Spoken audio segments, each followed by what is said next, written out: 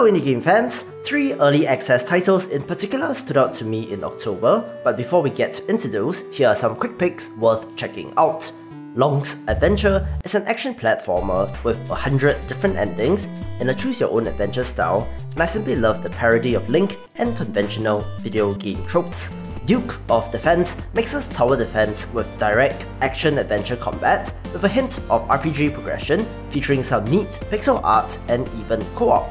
Tiny-Tasy Town is an adventure simulator mixing action-adventure combat, town building, farming, and fishing. Pocket Rogues is a top-down roguelite featuring some pretty meaty feeling combat and the usual progression hooks of unlocking more characters and upgrading existing ones. And finally, Atomic Society is a city-building game taking place in the post-apocalypse. Think Fallout meets Frostpunk. Moving on, here are the top 5 early access indie games for October 2018.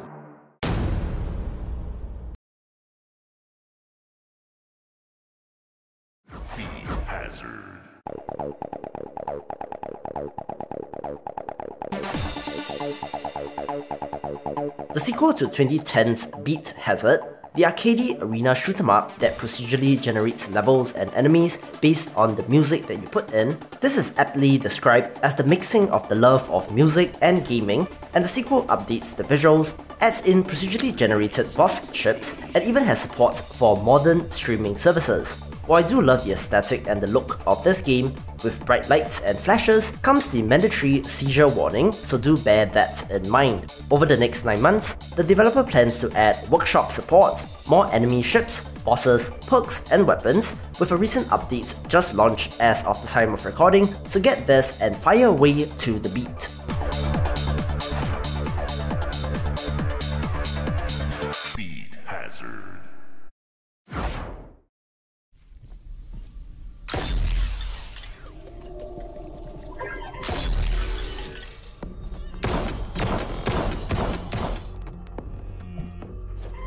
A roguelite first-person shooter from the team behind Sword of the Stars, The Pit. Pit of Doom is set in the same universe, and I am very fascinated by how the developer is pivoting from a turn-based roguelike to this current project. Different unique characters, RPG mechanics, crafting, and procedural generation drive the gameplay loop, and personally, I will be keeping a close eye on this. Over the next 6 to 12 months, the team is planning to polish up the game, add more items, weapons, and environments, add the final floor at the bottom of the pit, and even 4-player co-op, with a general target of 4 major content updates through early access.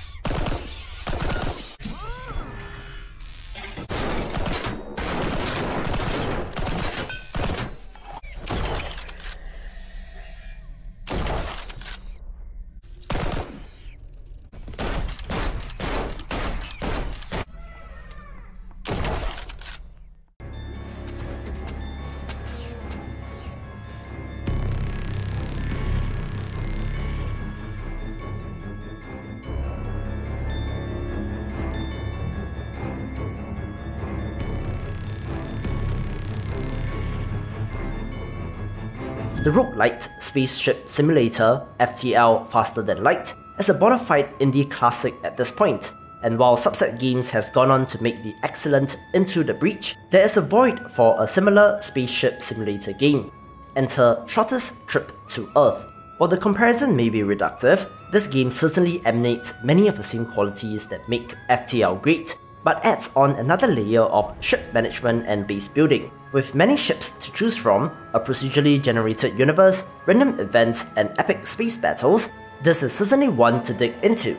The game has been in development for about 4 years and has a decent amount of content as of recording, but more levels, ships, weapons, crew, etc. are all planned to be added.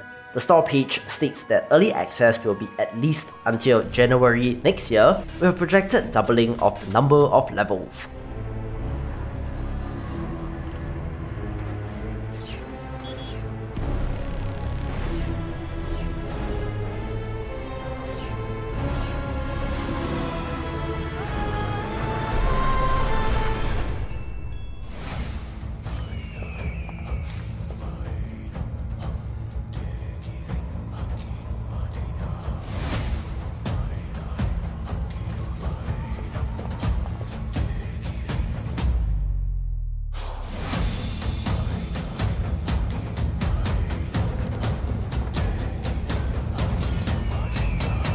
I have previously covered Warparty in my list of upcoming indie RTS games, and I'm happy to see it out in early access, with a noted graphical improvement since then. Set in the Stone Age but with dinosaurs and magic, that description alone already sold me on the game. The developers are busy at work on the single player campaign and the third faction, but the current early access version has skirmish against AI, ranked and custom multiplayer modes, as well as a wave-based survival mode, something to check out for all classic RTS fans.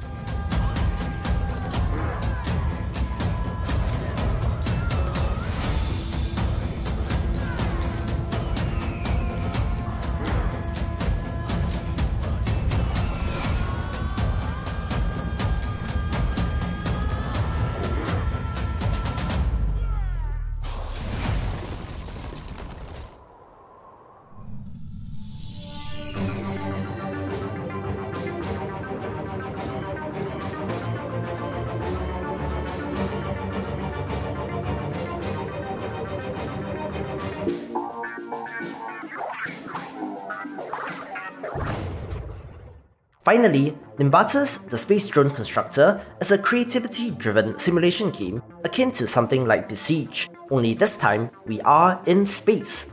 Piloting the autonomous drone factory, you explore a procedurally generated universe with fully destructible planets, gathering information about the universe while harvesting minerals for further research and upgrades.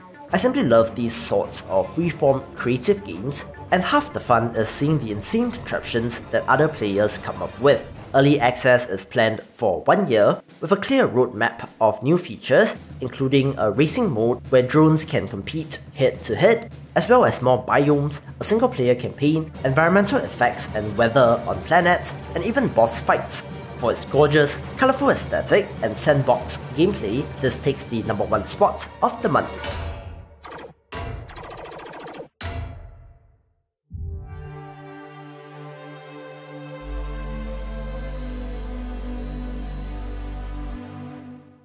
Anyway, thank you for watching. Please subscribe to the channel, follow me on Twitter, follow my Steam curator, and check out the subreddit to keep up with the best indie games, and I will see you in the next video.